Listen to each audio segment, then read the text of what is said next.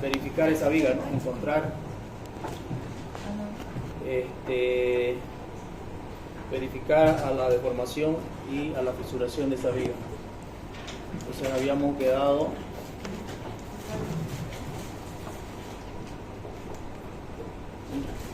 hacemos primero el análisis de los esfuerzos, ¿no?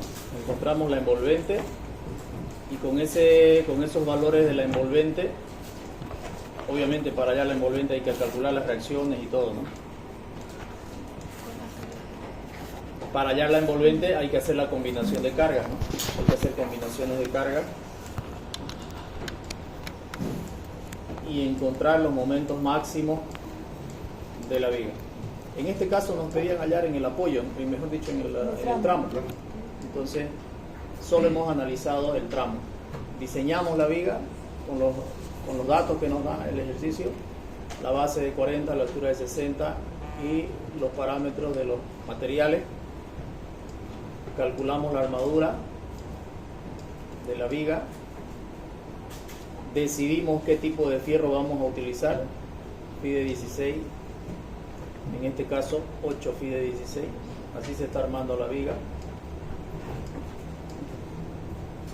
Ya tenemos el área del acero que va a entrar en la viga, verificamos la separación mínima.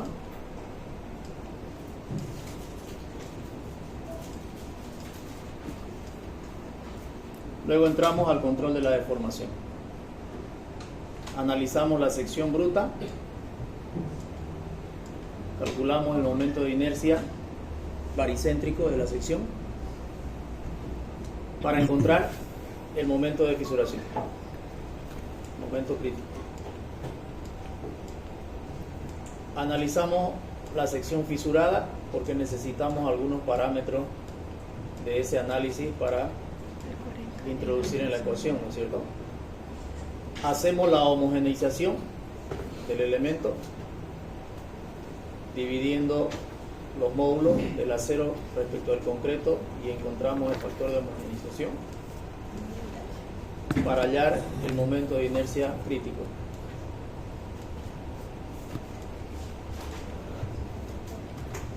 Una vez que ya hacemos todos esos análisis, tenemos aquí nosotros el momento máximo para la carga muerta y la carga de servicio.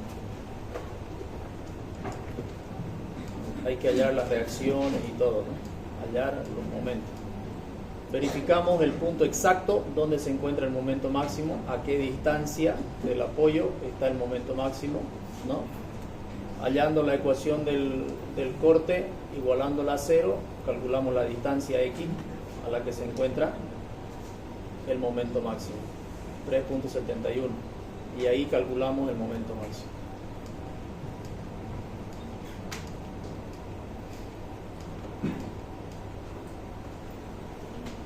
Hacemos un análisis para un momento cuando tenemos una carga muerta, obviamente completa, y un 35% de la carga de servicio.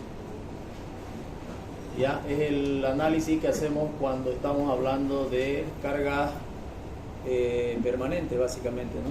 Casi permanente, mobiliarios y demás cosas. Con esa situación de carga hacemos lo mismo otra vez, calculamos el momento que necesitamos y a ese le vamos a llamar M sub A.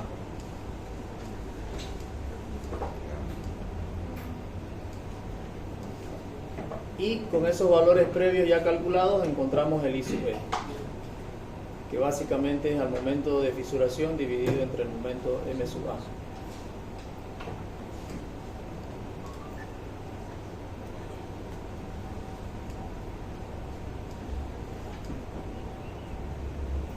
Aquí, creo que aquí habíamos quedado, ¿verdad? En esta parte, en el cálculo del I sub E. Mucho más atrás, ingeniero. ¿Dónde mucho más atrás? Terminando por control de fisuración. Y vamos a hacer control de fisuración. Control de deformación, entonces ahí. No, Fisuración. más atrás. Recién íbamos a buscar el control de fisuración. Ajá.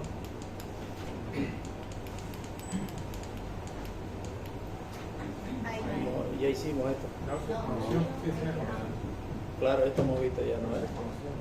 Este es el control de deformación. Análisis de la sección fisurada. Ya habíamos hecho este análisis, este coeficiente, cómo lo calculamos y cómo llegamos al momento de inercia crítico, Sí. que es el momento de inercia de la sección fisurada, ¿verdad? Sí.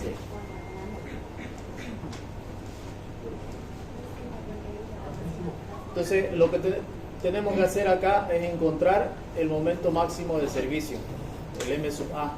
Al M sub A le vamos a llamar al momento máximo de servicio, que significa el momento que se da cuando tenemos el elemento con la carga Q, es decir, cargado completamente. Hacemos el análisis y calculamos las reacciones. Hacemos el cálculo de las reacciones. Como es isostático, no hay mucho drama aquí, es fácil calcular. Acá es lo que entra los conocimientos de residuos cuando no tenemos una viga isostática, ¿no? Cuando tenemos una viga hiperestática con 3 apoyos, pasamos a hacer el análisis con un método ya. Puede ser el método de los 3 momentos o el método de Cross, para encontrar las reacciones y todo.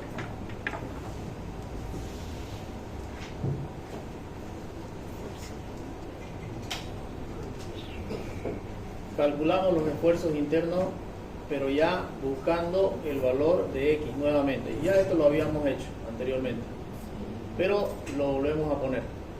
Ustedes ya lo van a haber tenido anteriormente, ya saben a qué distancia se encuentra el momento máximo. Y ahí calculamos el valor del momento máximo, el M sub A. Ese es el momento de servicio. Hacemos el mismo análisis, pero ahora para una situación en la que cargamos el 35% de la carga viva. O sea, viene la carga muerta más el 35% de la carga viva. ¿Por qué hacemos estos análisis? Porque nosotros necesitamos tener esos valores para la flecha. Vamos a ver el tema de la flecha.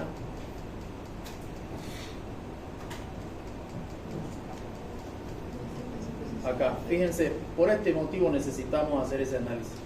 Para encontrar la flecha total, nosotros tenemos que sumar la flecha calculada de la carga muerta más un porcentaje de la carga viva, multiplicado por beta menos 1. Esta es la fórmula que entrega la ACI. Entonces necesitamos hallar la flecha debido a la carga muerta más un porcentaje de la carga viva. Ahora, ¿cuánto es ese porcentaje? Aquí depende del ingeniero ya. Da algunos parámetros la ACI también, pero depende de la situación de tu edificio. Es decir, si es una vivienda, dormitorio, si es una vivienda, no va a ser 35%, va a ser alrededor de 20%, entre 15 y 20%. Lo que se supone que no se llena de muebles un dormitorio, solo está la cama y sus 2 veladores, nada más, ¿no? Entonces, por ese motivo, es un 25%, entre el 15 y el 20% para una vivienda. En este caso, del 35% se utiliza cuando ya va a haber mayor mueble. Por ejemplo, en esta situación podría ser mayor mobiliario, mayor carga muerta, pero en bastante tiempo en el ambiente. 35% de la carga viva. Entonces, debido a esta ecuación, es que nosotros tenemos que hacer el análisis de la flecha con estas características. ¿Ya? Aquí está ya el resultado. Entonces vamos a ver, volvemos atrás y vamos analizando esa situación. Aquí creo que estaba.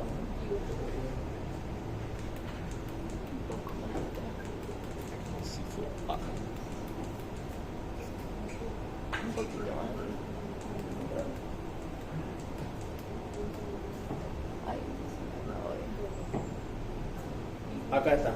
Entonces aquí nosotros estamos calculando con el 35% de la carga P. Anterior a esto habíamos calculado con la carga total. G más P. Aquí está.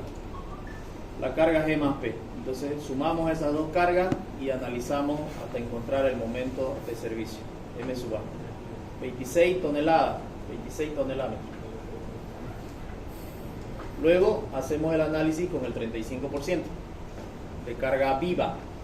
Entonces el 35% de la carga viva es 0,7. La carga muerta total 3,2, al igual que el anterior paso. Tanto para la carga distribuida viva como para la carga puntual viva. Habíamos explicado un poco a qué se refiere esta carga puntual, ¿no es cierto? En alguna situación va a ser viva y muerta, y en otra situación va a ser solamente carga muerta, la puntual. Entonces esto es repetitivo, hay que calcular las reacciones, hay que calcular los momentos, todo, encontrar los esfuerzos internos de esa viga bajo esa situación de cargas.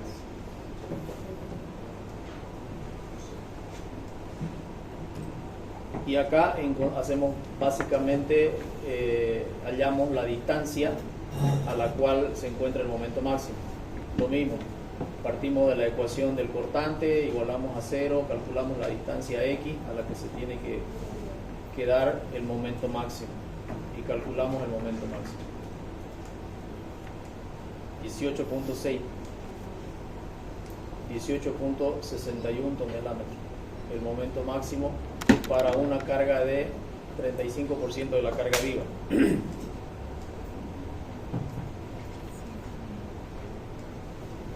Flecha instantánea para la carga muerta y carga viva. Entonces, para calcular la flecha instantánea, nosotros necesitamos encontrar el momento de inercia, el I sub E. Y la fórmula es hasta aquí. Es igual al momento de fisuración sobre el momento de servicio elevado al cubo por el momento de inercia baricéntrico de la sección, más 1 menos el momento de fisuración dividido entre el momento de servicio al cubo por el momento de inercia crítico. Todos estos valores ya los hemos encontrado anteriormente. Entonces los reemplazamos aquí. Reemplazamos y calculamos el I sub E. Este es un momento de inercia de la sección intermedio, se podría decir. No es el momento de inercia de la sección fisurada, que vendría a ser este. Tampoco es el momento de inercia de la sección baricéntrica. Ni este ni este. Es uno intermedio, el I sub E. ¿Ya? Y con ese I sub E es que vamos a trabajar. Hacemos una simplificación, una pequeña simplificación, donde nosotros eliminamos el voladizo, en este caso, lo reemplazamos por un momento. Y eso es fácil, ¿no es cierto? Reemplazamos el voladizo por un momento. Para tener un elemento isostático simple de esta característica. ¿Ya? Eso es lo que estamos haciendo aquí, eliminando el voladizo y reemplazándolo por un momento. ¿Por qué? Simplemente porque para encontrar las flechas hay tablas. Y las tablas vienen desarrolladas de acuerdo al tipo de carga y al tipo de apoyo. Entonces, simplificando lo más posible mi estructura, yo voy a utilizar de repente menos tablas. Entonces, fíjense ustedes que para un elemento de esas características, la flecha es igual a 5 sobre 384 multiplicado por W, que es la carga distribuida, por la longitud a la cuarta dividido entre el E sub C por el I sub E. A esta fórmula me refiero. Esto viene en una tablita. ¿De acuerdo a qué? Al tipo de apoyo que tiene mi viga y al tipo de carga que tiene mi viga. Pues yo voy a buscar en la tablita un dibujito exactamente parecido a este y voy a copiar su fórmula y lo voy a desarrollar. Y voy a hacer después otra tablita, voy a buscar que tenga esta situación, porque mi problema no es solamente este. Mi problema es la suma de una carga distribuida más la suma de una carga puntual más la carga de momento, que yo he simplificado. ¿Se dan cuenta? Entonces, cuando yo tengo una viga con voladizo, mi ecuación es más complicada. Está también en tabla. Si gustan, pueden buscarla directamente. Pero de pronto se va a hacer un poquito más largo, digamos. ¿Ya? Por eso es que hacemos la simplificación de eliminar el voladizo y reemplazarlo por un momento. Y buscamos en la tablita la ecuación para esta situación. Entonces tenemos tres ecuaciones. Una ecuación que nos va a dar la flecha si yo tuviera este caso. Otra ecuación que nos va a dar la flecha si yo estuviera en este caso. Y otra ecuación que me va a dar la flecha si yo estuviera en este caso. La suma de los tres vendría a ser la flecha total. ¿Ok? ¿Alguna pregunta ahí? Cuando la carga está en el apoyo no genera ningún tipo de flecha, no se hace ningún tipo de ecuación, ¿no? Sí, porque en el apoyo no tenemos flecha, digamos. Pero depende de la carga, o sea, si es puntual, ¿no? Porque si es momento, sí va a generar. En este caso, este momento va su flecha de esta viga con este momento, ¿para dónde va a ser? Para arriba, ¿no? Para arriba, la flecha va a ser para arriba. Si solamente tuviera una viga y una carga con un momento de este tipo, la flecha va a ser para arriba. Entonces la flecha de este valor es positiva, fíjense, es positiva. 0.31 centímetros sale la flecha de este elemento con esta carga. En cambio de este sale menos 0.46 y de este sale menos 1.65. Sumando las tres yo obtengo la total, la flecha total. Entonces sumamos el y sub 1, el y sub 2 más el y sub 3. No nos olvidemos que el y sub 3 es positivo y los otros y son negativos. Por lo tanto, el resultado me da negativo 1.8 centímetros hacia abajo, obviamente. ¿Se entiende? Entonces no hay donde perderse. ¿Esta ecuación de dónde sale? De tabla. Yo les voy a proporcionar también, tengo una tabla, digamos. Ustedes deben tener más incluso. Pero de tabla. Entonces calculamos con la fórmula de flecha, buscando en tablas en función al tipo de carga que tengo en mi viga. Ahora, hay una extensión de tablas bastante amplia, digamos, ¿no? Entonces, ese es el procedimiento. Esa simplificación la hacemos para tratar de usar menos tabla posible. Flecha instantánea para la carga muerta y un 35% de la carga viva, momento de inercia efectivo. Entonces nosotros vamos a calcular ahora lo mismo que hemos hecho anteriormente. Anteriormente hemos calculado el momento de inercia efectivo, pero para un 100% de la carga. 100% de carga muerta, 100% de carga viva. Y hemos encontrado esos tipos de flecha.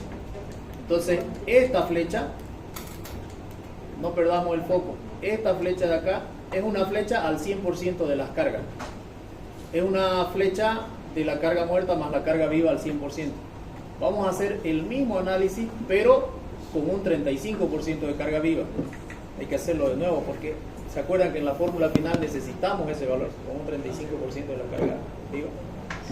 Entonces, aquí empezamos nuevamente. Otra vez calculamos el momento de inercia efectivo, el I sub B, pero ya con una carga de 35% de la carga viva. Ya tenemos los valores del momento de fisuración con un 35%, todos esos de ahí los tenemos, reemplazamos los valores y calculamos, hacemos la misma simplificación, eliminamos el voladizo para poder tener menos ecuaciones y ahí tenemos la flecha debido a la carga muerta más el 35% de la carga viva. Sería 1.16, la otra salió 1.8, ¿no? Entonces esta salió menos, 1.16, negativo, hacia abajo. Y ahora sí viene la formulita. Aquí es que utilizamos esta formulita. Necesitamos la flecha de la carga muerta más el 35% de la carga viva. El valor de beta responde a esta ecuación. El epsilon responde a esta tabla. Responde a esta tabla. ¿Qué es el epsilon? Es un factor de tiempo para cargas permanentes. ¿Ya? Es un factor que depende del tiempo. Si tu estructura va a ser diseñada para 5 años o más, va a valer 2 este módulo. Si va a ser para 12 meses, de repente vas a hacer una construcción provisional y querés verificarlo, va a valer 1.4. Para 6 meses 1.2 y para 3 meses 1. ¿Ok? Entonces en este caso nos corresponde utilizar el valor de 2. Generalmente va a ser 2. Por no decir siempre, ¿no? Siempre va a ser 2. Porque difícilmente vamos a diseñar y vamos a verificar un elemento provisional. Casi nunca lo verificamos. Directamente se lo construye nomás porque se va a tumbar pronto, ¿no es cierto? Lo que va a quedar es el valor 2 aquí. Reemplazamos ese valor y calculamos el valor de beta. Finalmente beta vale 2. ¿Ya? Esta formulita lo plantea la ACI. En el Eurocódigo directamente beta vale 2 y punto. No hacen esta situación. El Eurocódigo dice beta vale 2 y ya tenemos entonces en ese caso para poder reemplazar aquí el 1.16 que habíamos calculado anteriormente por 2 menos 1.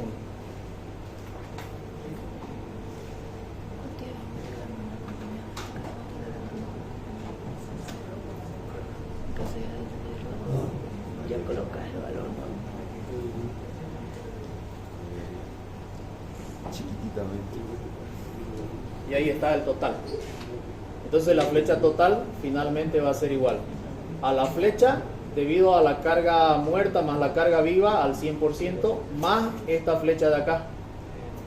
Esta flecha que resulta ser igual a la flecha de la carga muerta más el 35% de la carga viva. Por eso es que necesitamos las dos situaciones. La flecha debido a la carga total, que es la carga G más P al 100%, y necesitamos la flecha debido a la carga del 35% de la carga viva más la carga muerta. Entonces, la flecha LT es esta de acá, 1.16, y la flecha debido a la carga total es 1.8. Sumamos y nuestra flecha es 2.96 centímetros hacia abajo. ¿Ok?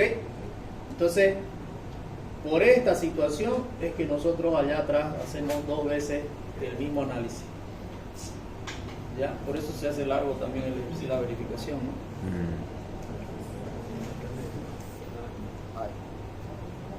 Bien, aquí ya una vez que obtenemos la flecha total, nosotros nos corresponde comparar con los parámetros de norma. La flecha límite. La flecha límite que pone la ACI tiene estas diferencias. La flecha límite será igual a L sobre 180 siempre y cuando se trate de un elemento de cubiertas planas, o sea, losas de techo, en otras palabras, que no sostienen ni están, ¿qué dice? No, unidas directamente. Se va. Ni están unidas, dice. Ah. Necesitan flecha, dice. Que no sostienen ni están unidas a elementos no estructurales que puedan afectar por deformaciones grandes. ¿Hay algún problema con esto? ¿No? Pero aquí hay una palabra que dice unida. No, ya abajo. ¿A dónde está? está? El tipo de miembro, flecha por considerar y flecha límite. Ah, ¿verdad, no? Aquí hay una separación. Sí, una línea. Ya. Flecha instantánea debida a la carga viva. Entonces, estos son los parámetros que nosotros debemos de analizar. L sobre 180. L es la longitud del elemento sobre 180 en centímetros. En este caso nuestra viga era de 7 metros. 700 dividido entre 180 deberíamos de colocar. Y nos va a dar 3.89 centímetros. Esa es la flecha admisible según norma para ese tipo de elemento. Y nosotros tenemos una flecha de 2.96 centímetros. ¿Se dan cuenta? Entonces se puede decir que estamos cumpliendo en este caso. Pero fíjense ustedes que ¿se acuerdan que en los estados límites últimos habíamos visto que estamos bastante holgados? Alguien preguntó por acá en la otra clase y dijo: estamos poniendo 8 fierros de 16 y estamos utilizando una altura útil bastante baja, o sea, podíamos haber aumentado la altura útil, ¿no es cierto? Podíamos haber aumentado la altura útil. Sí, y estábamos bastante holgados porque nos salía el mu, nos salía 1 punto algo, 0.1 y el otro, el límite es con 2, ¿no es cierto? Estamos casi al doble. ¿Se acuerdan de esa parte o no? ¿Alguien observó eso? Dijo, estamos lejos, nos podemos acercar más. Sí, así es, nos podríamos haber acercado más. Pero aquí casi estamos al límite. O sea que por los momentos de estado límites últimos estamos bien holgados, pero aquí estamos casi al límite en esta situación. Si nosotros el elemento estructural lo hubiéramos diseñado para esta situación, ya no entrábamos. Si dividimos 700 sobre 360, esto nos va a salir 1.8, más o menos. ¿Cuánto da? 700 entre 360. 1.94, fíjense. Nuestra admisible iba a ser 1.94 y nuestra real calculada es 2.96. No entrábamos, ¿no? Lo que quiero hacerles entender es que muchas veces cumplimos en los estados límites últimos y no cumplimos en los estados límites de utilización. Y ese es el detalle, eso es H2, hacer esa comparación. Porque H1 es calcular los estados límites últimos. Solo diseñan estados límites últimos, llegan hasta ahí, calculan fierros, todo. En H2 lo importante es verificar los estados límites de utilización, fisuración y deformación. No hay más. Lo anterior es H1, hiper 1, hiper 2, ISO 1, ISO 2, física 1. Todo lo demás es desde física 1. Arrastra los conocimientos. Acá solamente verificamos nada más en esta parte de la materia.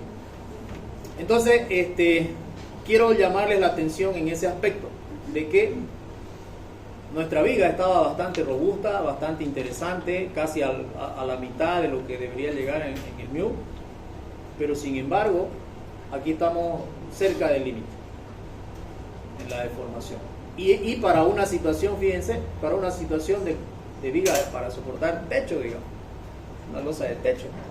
Imagínense si hubiera sido esta otra situación, ya no entrábamos. ¿Y qué teníamos que hacer? Cambiar la sección de la viga. Muy delgada iba a ser esa viga para esa situación. Es que son 7 metros. La longitud en una viga es fatal para este aspecto de la deformación. 7 metros de viga. Y nuestra viga acá es ¿de cuánto era? ¿De 40 por 60? 40 por 60. Para 7 metros. Bajo mi experiencia, una viga de 6 metros de longitud, de 40 por 60, funciona, pero ya es bien armada ya. Tiene harta armadura. Tiene bastante armadura. Más o menos el límite para una viga de 40 por 60 son 6 metros. Y que cumpla todo para una losa de entrepiso, para un edificio de vivienda. ¿Se entiende? Esta viga tiene 1 metro más de largo. Es la misma sección, pero tiene 1 metro más de largo. Entonces lo que castiga ahí es la deformación por la longitud. ¿Ok? Bien. El diseño realizado cumple con el control por deformación. Y ya habíamos visto de que por el estado límite último también cumplía. El control de fisuración es más simple, digamos, un poco más simple, digamos, porque ya tenemos toda la información calculada ya. Es solamente ser organizado, marcar bien y utilizar los valores correctos, porque no nos olvidemos que el momento característico lo hemos calculado 2 veces para situaciones diferentes de carga. Si yo me equivoco y agarro el que no era, aquí ya estoy mal ya. ¿No es cierto? Tengo que agarrar el que se necesita en este caso de acá. Para el control de fisuración, nosotros tenemos esta ecuación de acá abajo. Tenemos que llegar a esta ecuación, que es 1.1 por 10 a la menos 5 por beta por fs por raíz cúbica del d sub c por el a sub k. Entonces, el beta sale de esta ecuación, de acá. Beta es igual al h menos x, que están calculados, el x está calculado ya anteriormente, dividido entre la altura útil real menos x. La real aquí ya, aquí entra la real, menos x. Y así calculo beta. El fs, con esta ecuacioncita de acá, este momento m sub a es debido a Q al 100%, ese es el que se coloca aquí, por el valor de Y, que también lo hemos calculado anteriormente, sobre el I crítico, el momento de inercia con la sección fisurada. Y así calculamos el valor F sub S. Luego el D sub C es la distancia que ya lo habíamos calculado anteriormente, pero aquí lo estamos volviendo a calcular, el recubrimiento libre más el valor del estribo. Ese es el D sub C, es la distancia de la fibra traccionada al acero, es la distancia de recubrimiento libre en todo caso. Entonces 1.6 me da 3.6, ese valor es ese de ahí. Y el A sub K responde a esta ecuación. Este A sub K trata de colocar un valor del área que recubre al fierro traccionado. Es decir, si yo tengo la sección así y tengo las barras de fierro acá, ese A sub K trata de decirnos, esta es el área que va a recubrir al acero, es decir, esta misma distancia duplicada para el otro lado. Por eso dice ahí, 2 veces el D sub S real por el ancho B de la viga, por este ancho, ¿ya? 2 veces el D sub S. El D sub S es el recubrimiento mecánico, entonces por 2 dice, por 2 aquí arriba, 2 veces por B, por el ancho B de la viga. Entonces es el área básicamente dividido entre el número de armaduras. Entonces si yo tengo 3 armaduras, esta área lo divido entre 3 y aproximadamente es el área que rodea de concreto a una armadura, a una sola armadura. ¿Ya? Eso es aproximadamente el factor A sub K. Entonces reemplazamos todos esos valores y nos da W, que sería la fisura, 0.19 milímetros. Entonces tenemos una fisura de 0.19 milímetros.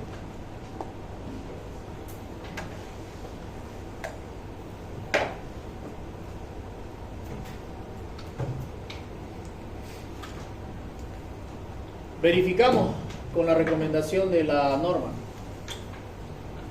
¿Qué dice la norma? Los anchos permisibles de fisuración en milímetros. Clima seco o con membrana protectora, Ciudad de La Paz, 0.41. Clima húmedo, Ciudad de Santa Cruz, 0.30. Clima nevado, dice con baja temperatura.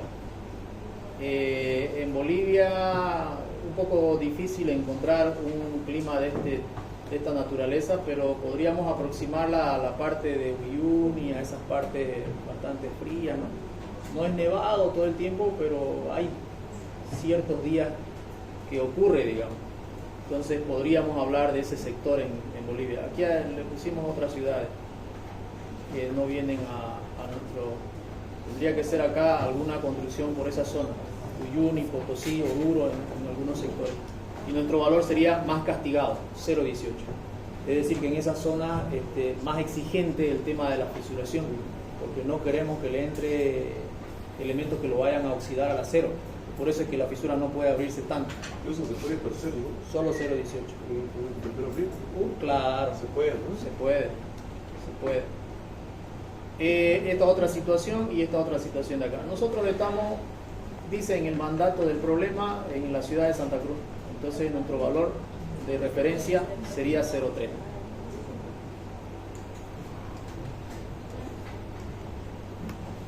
Y ahí hacemos la comprobación. Nos salió una fisura de 0.19 y la admisible es 0.3. O sea que podemos decir que cumple el diseño por fisuración. Eso es el examen. Una pregunta del primer parcial es eso. Cortito, ¿no? Y está prohibido utilizar Hewlett Packard o cualquier dispositivo electrónico que tenga la forma. Es con la carnicera, ¿no? ¿Cuánto tiempo? 3 horas.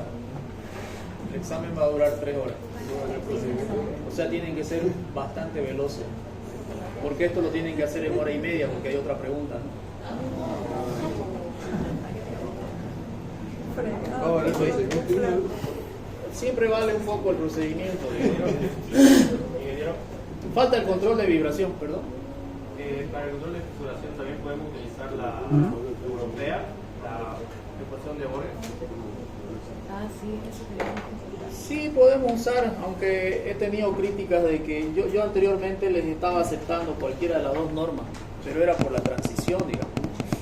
Porque en H1 estaban todavía aprendiendo con la europea, por eso les estaba aceptando con cualquiera de las dos.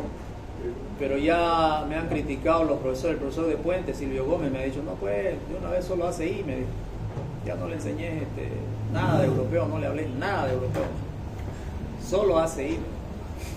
Entonces este sería el primer semestre que haríamos solo ACI, ya no el Eurocódigo. Esa es la tendencia, según dicen, pronto se va a aprobar la norma boliviana, que es básicamente la ACI.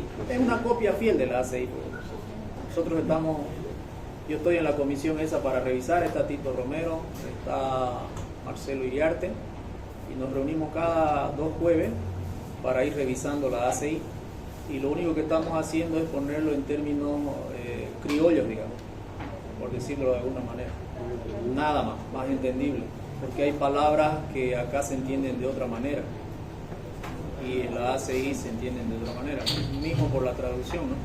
Entonces eso estamos haciendo nada más. Así que la tendencia está fuerte a que la ACI nomás se va a quedar, a pesar de que también reconocen, mismo Tito Romero, también Silvio Gómez reconocen que la europea es mejor para la academia, y es mejor, porque en la europea te explica bien los dominios 1, dominio 2, dominio 3, dominio 4, 4A, 4B, 4C, dominio 5, y ahí uno discierne correctamente cómo es el comportamiento de la viga, ¿no?, de acero. En la ACI directamente es uno o el otro, nada más, se acabó, digamos. Esas son las diferencias. Esta parte que es el control de la vibración no le damos mucha importancia, sin embargo en algunas situaciones resulta ser muy importante, ¿no? Se caen los elementos estructurales por no hacer un controlcito de la vibración, y no es nada complicado, digamos, es bastante simple. Esa es la ecuación que nos permite saber si estamos cumpliendo con el control o no. Entonces necesitamos el módulo del concreto, el momento de inercia baricéntrico de la sección de concreto, por el valor de G, que viene a ser la constante de la aceleración de la gravedad, dividido entre W, que viene a ser las cargas a las que está sometida la viga, a la carga total, y la longitud elevado a la cuarta, por un valor de K, que es el coeficiente que toma en cuenta la condición de apoyo de la viga. Si tenemos una viga articulada, el valor de K sería 1,56. Si tenemos una viga articulada empotrada, el valor de K sería 2,45, que sería nuestro caso, ¿no es cierto? Aquí nosotros lo estamos simplificando, nuestra viga, y tenemos una viga articulada empotrada. Sería 2,45 nuestro factor K. Entonces calculamos, reemplazamos los datos y calculamos el valor de N. Y N nos da 9,91, 1 sobre segundo. Son los hertz. Básicamente es la frecuencia natural del elemento estructural lo que estamos calculando. La frecuencia natural de esa viga sale ser que es 9,91 Hz. La norma dice que la frecuencia natural de un elemento estructural debe ser mayor que 2. Cuando es menor que 2, se acerca a la posibilidad de resonancia. ¿Ya? Cuando es 2 o menos que 2, se acerca a la posibilidad de resonancia. Por eso es que el factor debe ser mayor que 2, ese valor de N. Así de simple es el control de vibración, así como lo ven. Ahora, aquí ¿qué hacemos con esta carga puntual? La diseñamos como la distribuimos. Por eso acá tienen este 7,43. Este 38 es la carga G más P de este de acá. pero está en kilos esto, no está en toneladas, ¿ya? Más 743, que también esto está convertido en kilos, es decir, 5.2 dividido entre 7 metros, 5.200 kilos dividido entre 700 centímetros, 7.43. ¿Se entiende? Se suman esas dos y tenemos como si toda fuera una sola distribuida. Y ese valor me da 9.91.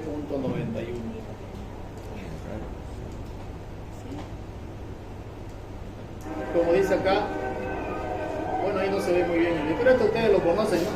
Es el puente colgante que se cayó en la década, por allá por los años 50, creo. Sí, se movió. ¿No lo habían visto? Miren cómo se mueve, y eso es porque bajó su frecuencia a 2 o a menos. Y ahí estaban circulando, ¿no? Estaban circulando, muchos dejaron su carro y salieron corriendo.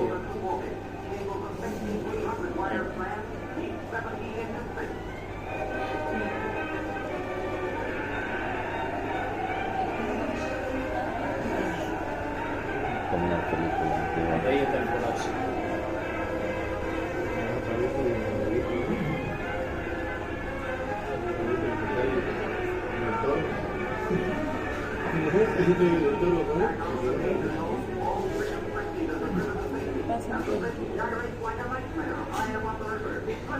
Varios minutos duró, ¿no?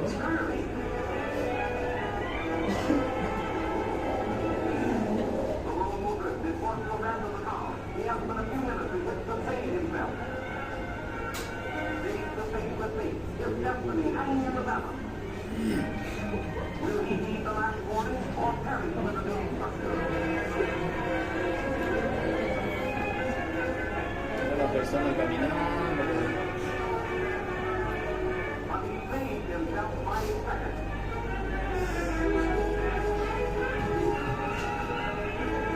Ese salió mirando su auto, ¿no?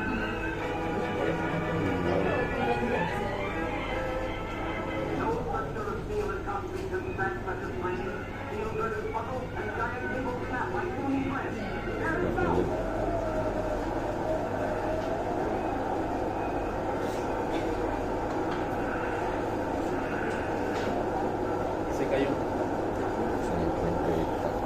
Tacoma, se llama. Ese es el fenómeno de resonancia.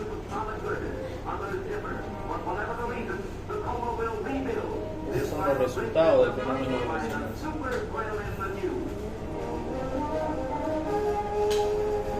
De ahí es que se hace importante verificar eso ya. Y el del Málaga no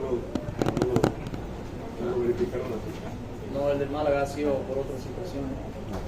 Ha sido por poca columna, digamos, poca sección espacial ahí. Muy bien. ¿A la botella?